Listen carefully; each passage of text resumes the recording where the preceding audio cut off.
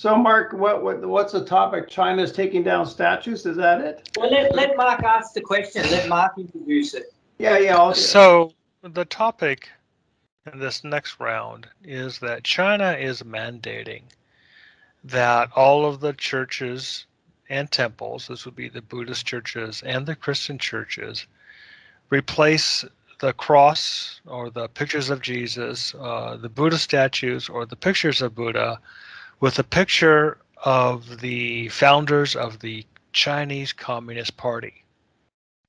And this has been mandated all through China and Tibet. And they said that those temples or those places that do not comply, they will withhold the aid to the people of those regions. So, of course, every Buddhist temple and every church complied with the orders. Every single one? Yes, every single one. That's kind of hard to believe. Well, otherwise they would withhold. Left. But the Chinese would withhold aid and supplies to the people. Yeah. Well, if the people were religious enough, but I guess in China they've been sort of attacking religions from the beginning because, of course, Marxism brooks no rivals. I mean, even the family is considered to be a rival to Marxism. I mean, you have to have loyalty and obedience only to the government, which is sort of like the new god of the atheistic Marxist religion. So, yeah, it seems to me that, I mean, it just a symptom of the utter moral and spiritual bankruptcy of communism and Marxism in particular.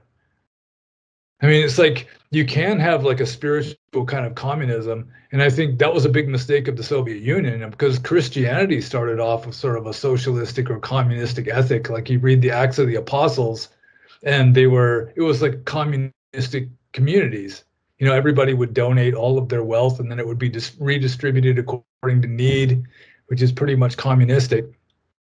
But it's just a sign of Marxism. It's moral and spiritual inferiority. Just it's blindness to anything below the surface that causes them to be this way.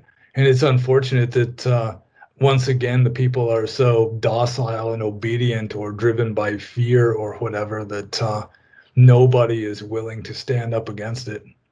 But that's the way it goes. And Marxism does have its strengths, I suppose. And the strengths are at the surface, and it's at the surface that people have to eat and feed their families and all that. So those kind of make sense. Although, what's the point of even having religions if you're just removing all of the depth of it and just having it be just another cult of bowing to the dictator? Well, this actually brings up an interesting aspect to Buddhism, is that we are not a religion of idolatry. We don't worship idols. Now, the article I read mentioned that the Christians were having a hard time with this, especially with the taking down of the cross and the, you know how they got the crosses with the Jesus on it, right? Yeah, the crucifix. Yeah, the crucifix. So that seemed to be this. The Christians were the ones that were most complaining about this, but the Buddhists were just like, it's no big deal.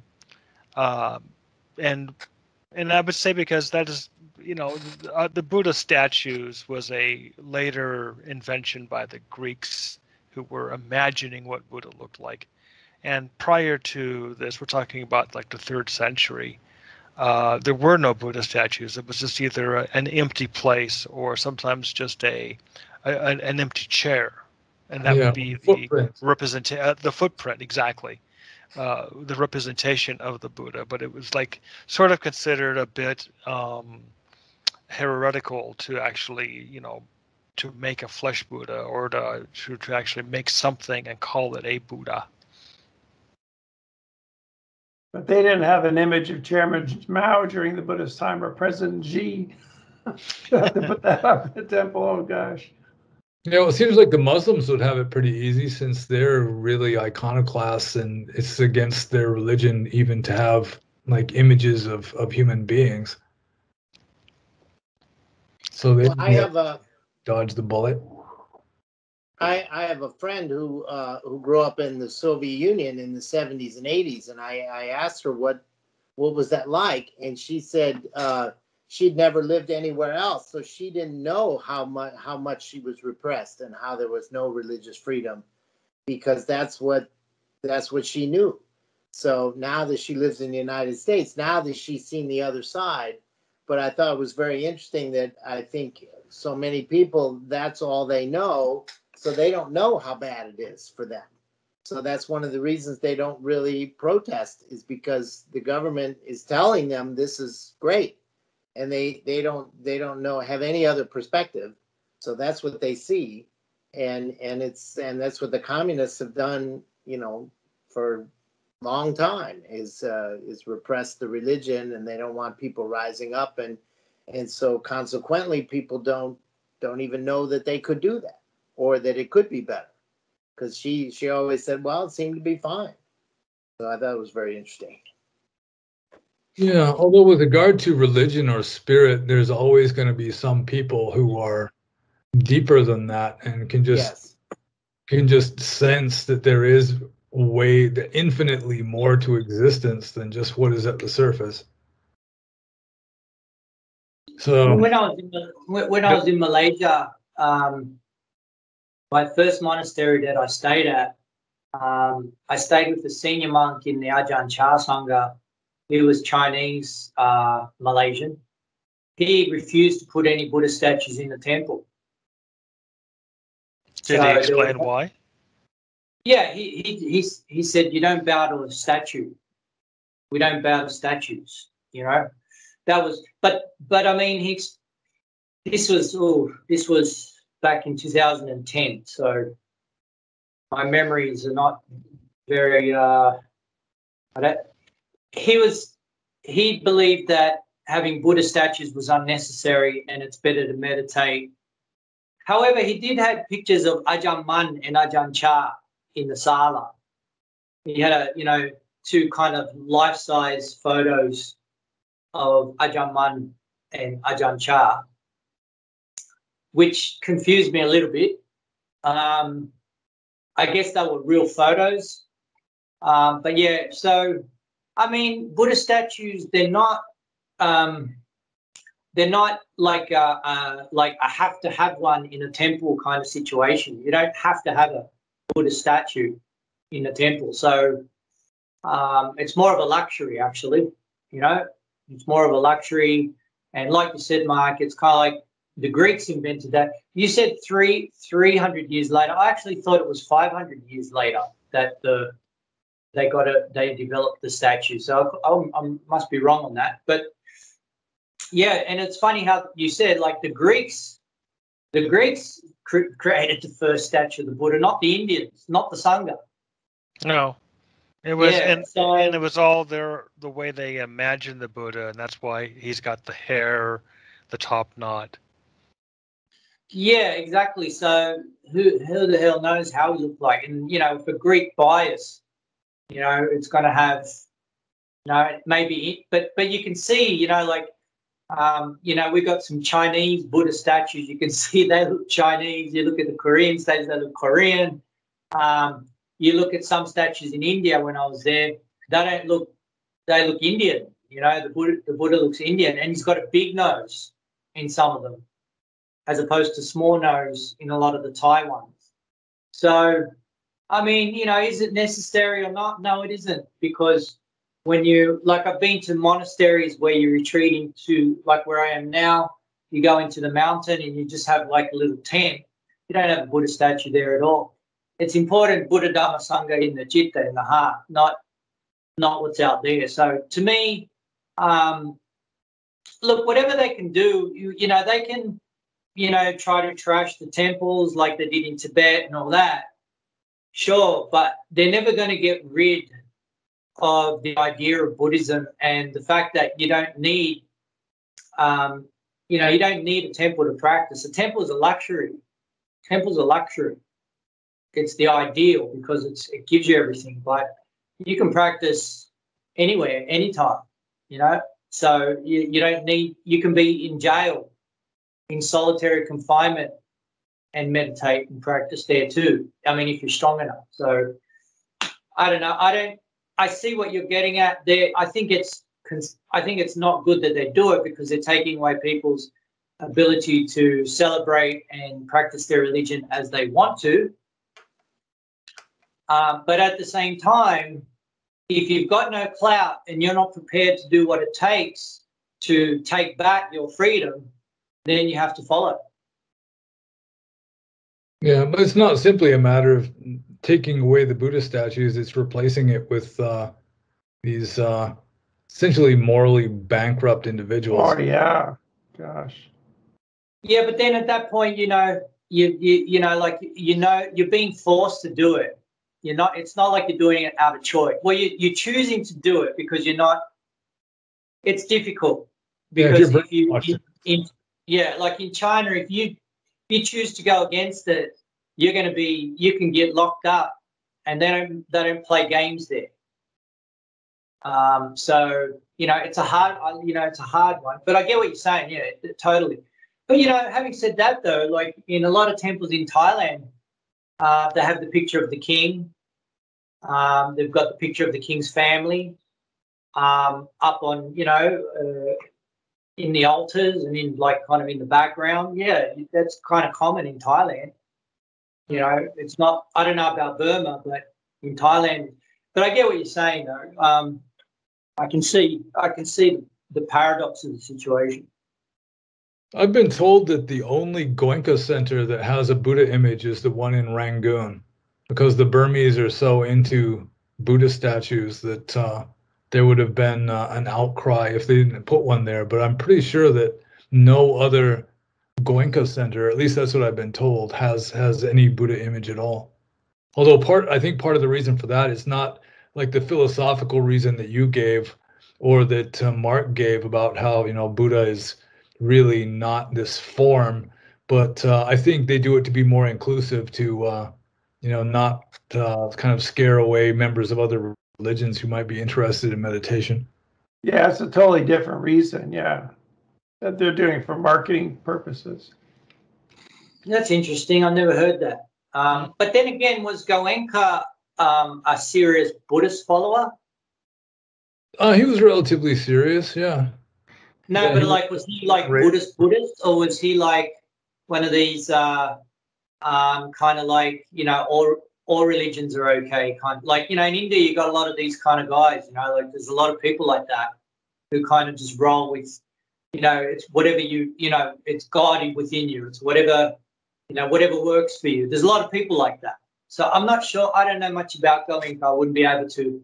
I know Ajahn Jayasara. I went to meet him. Did you know that, Brian? He did what? He met him? Yeah, Ajahn Jayasara spent some time with Goenka. Oh, wow. Yeah, I saw him in person in Vancouver in 2002. He gave a talk here. I was at his talk. Okay, so is he like Buddhist, or is he just like a spiritualist who follows? I think Pannobhasa probably knows better, right? What do you think, Pannobhasa? He, I mean, he's Theravada Buddhist, and although he has like a simplistic interpretation of it, you know, it's very stripped down, streamlined, and with regard to like allowing members of other religions, it's simply with regard to the practice, I think.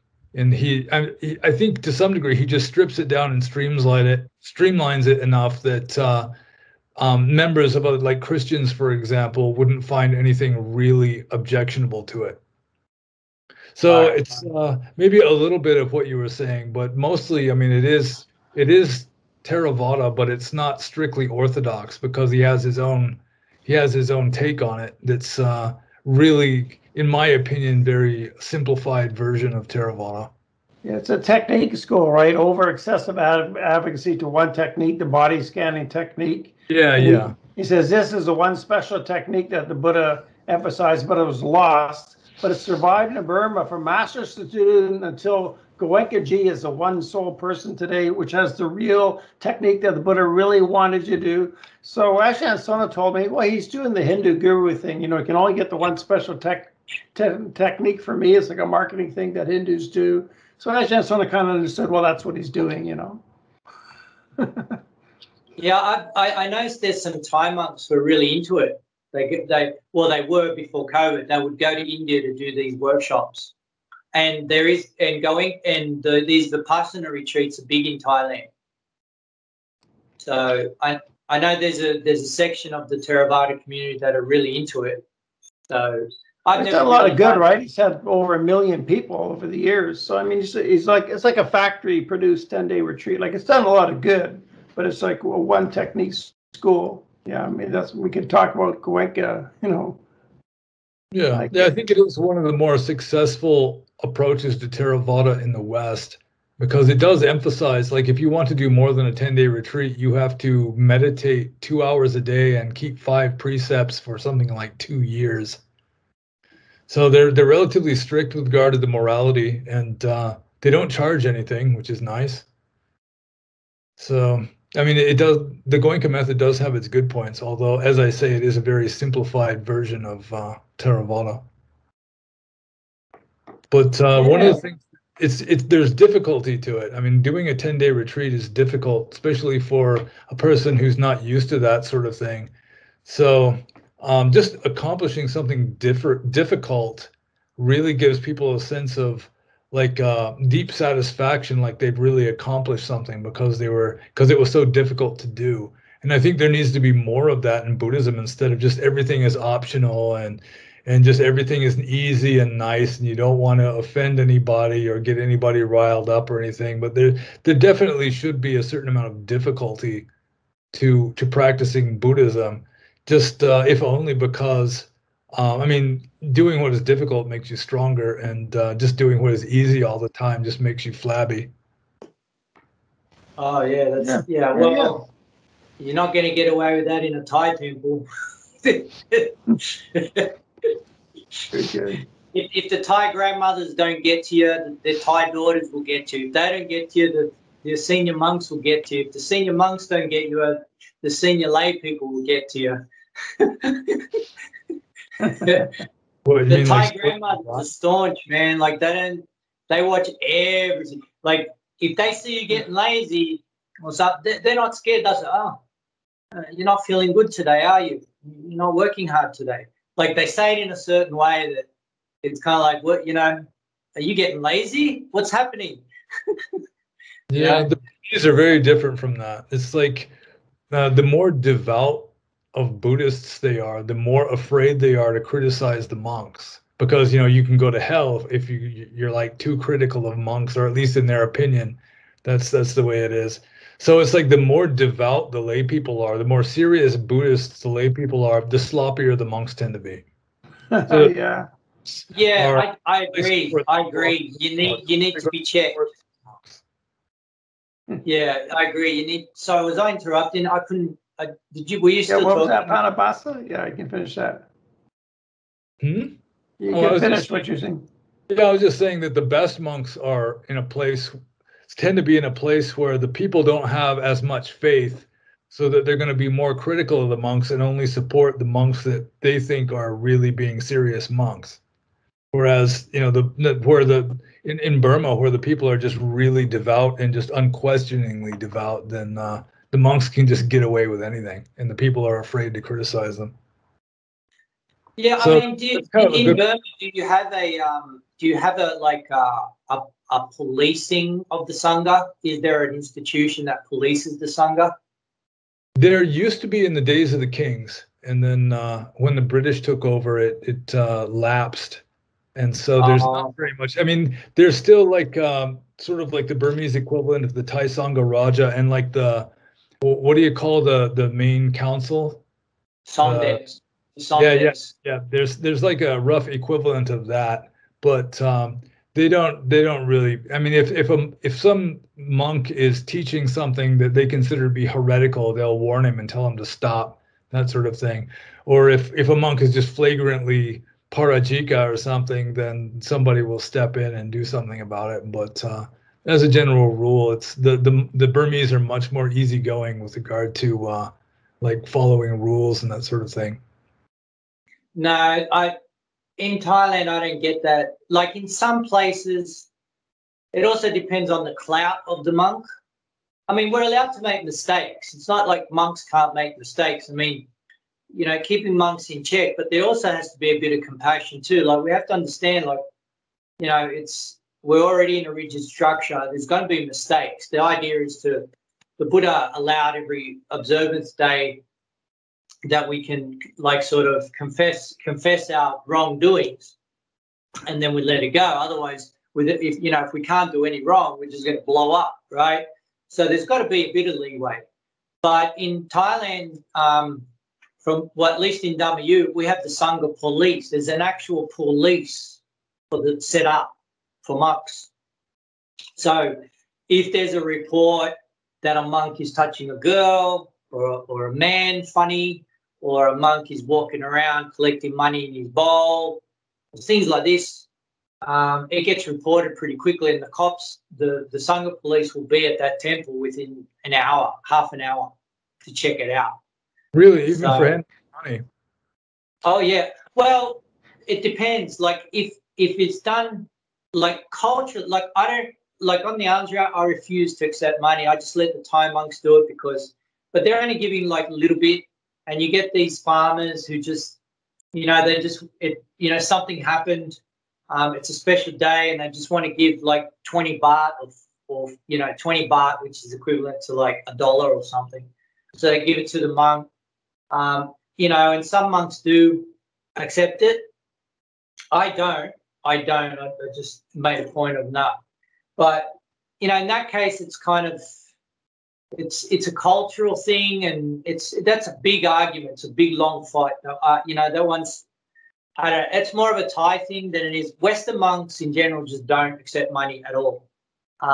Foreign monks, like from Malaysia, from Singapore, from Japan, America, Australia, England, Germany, we don't accept money. We just don't. But the local monks, it's kind of understood that it's their culture, so I leave them alone. I'm kind of like, well, you know, this is your culture, these are your people, you know, you do what you know, they don't seem to have a problem with that. But if the monk's, you know, walking around with wads of cash, yeah, that's a whole different scenario. You know, when I was a monk, I got cash. Like I was a monk in Chiang Mai in 1996. They would just put some coins, like 20 baht, in my bowl. And I didn't want to make a fuss, so I would accept it. They sometimes gave me change. But no, the emphasis in Thailand is on Vinaya. Like they really watch monks. Where in Burma, they're really into the Abhidharma, and Sri Lanka is more into the suttas. So it's a whole different psychology with the Burmese, emphasis on Abhidharma. But Thailand is really about Vinaya and the rules, and everybody's watching you. Big difference in Burma and Thailand that way. Oh yeah, they're certainly watching you in Thailand. You, mate, whenever I do something, you know, all the lay people, all the monks, they're always asking me like 20 questions. Yeah, they're all talking. It's like a radio show. They're all talking to each other. You know, word gets around like a radio show. Well, like Thais are like that. That's their character. Yeah, like if I'm talking to one monk, all the monks will listen. And if there's lay people around, they'll all ask me. It's kind of like there's no such thing as a private conversation. Like you have to go to a lot of effort in order to have a private conversation with someone. Yeah. I was married to a Thai woman, and when I brought her to Canada, she didn't want to associate with other Thais for that reason. They're all gossipy, you know, and putting each other down, so she didn't have any Thai friends. Yeah, it can be like that. But I don't know, like, okay, so what were we talking about? We're talking about the statues. Okay, so what does everybody think? Are Buddhist statues that important? I personally think no. They're nice. They're nice to representation, but you know, are they necessary? No.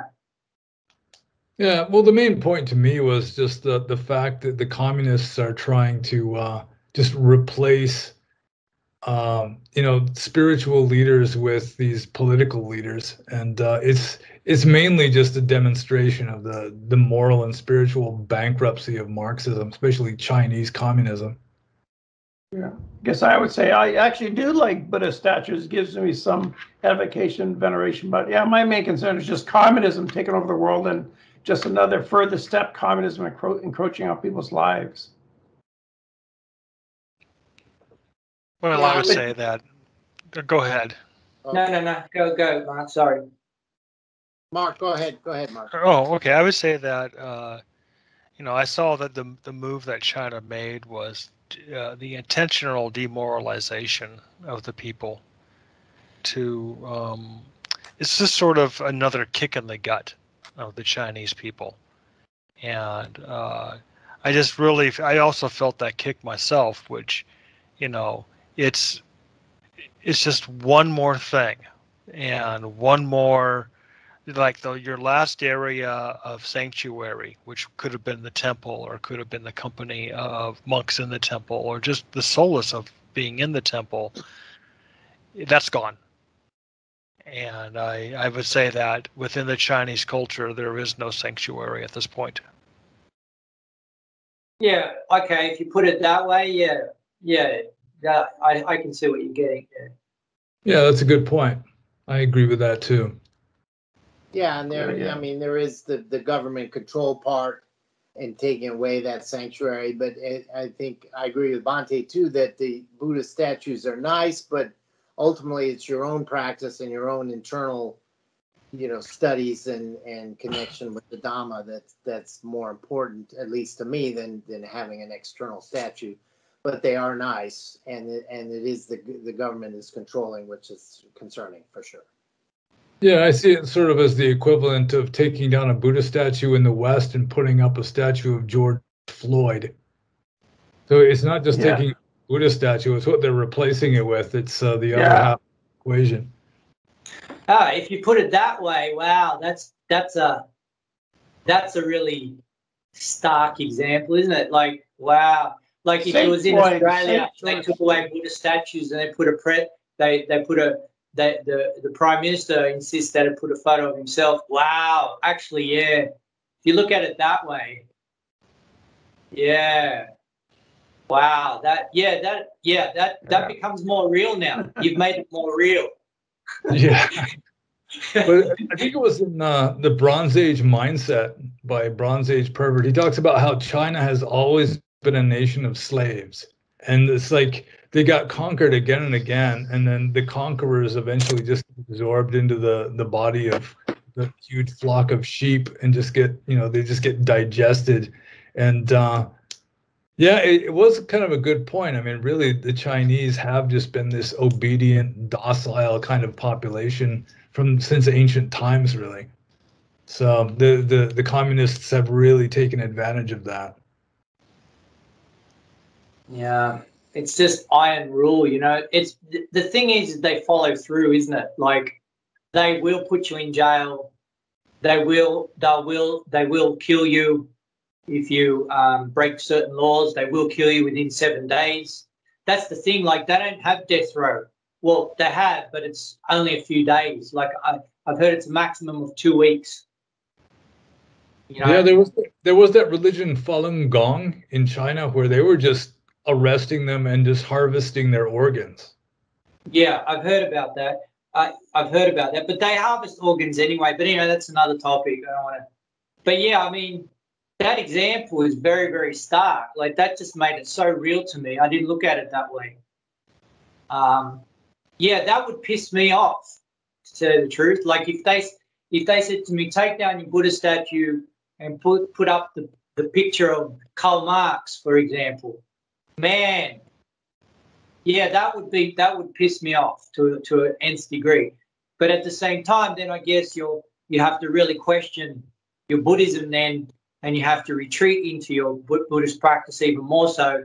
And even more so, that's an extension of not self, it's impermanent, and it's dukkha. That's real dukkha right there. So it's a test. But in terms of like community structure, going back to what Mark said, you're taking away that ability for people to find refuge in a physical structure. Yeah, it's complicated, isn't it? But it's just not good on so many levels. It's not good on many levels. I wonder what would the Buddha say about in his time of his temples being invaded by the king, and his king doing something like that. Like that never happened to the Buddha. But it did happen in Japan during the Meiji Revolution, or the reforms, in where they made a decree that all the monks shall wear regular clothing, eat meat, and produce an heir. So get married. That was around yeah, 1870s, right? Yeah, 1870s. Yeah, And that's true. it was they made a huge attempts to break the shogunate, which was the samurais, and sort of this alliance that the samurais and the Zen churches had. And it ended up kicking off an anti-Buddhist revolution where hundreds of monks were killed in Japan. Yeah, I've heard that a lot of them were just drafted into the army also. To like in World War II, yeah, that pretty much happened. And it was like the war with Russia. Yeah, war with Russia. War, yeah. But yeah, the in Japan, that you know, they specifically went after the power bases and forced these changes on the monks, and there was no say, because if you resisted those changes, you were just hauled off to the gallows and you were done. I guess things aren't so bad in China then, if it's just a picture of Chairman Mao. Today, that's all it is. We don't know what tomorrow will bring. Yeah, it's one step at a time, right? Then something else. It's like we wore the masks, and now it's a vaccine, and then there's 2 vaccines, and then it's 3 vaccines. And it's 2 masks.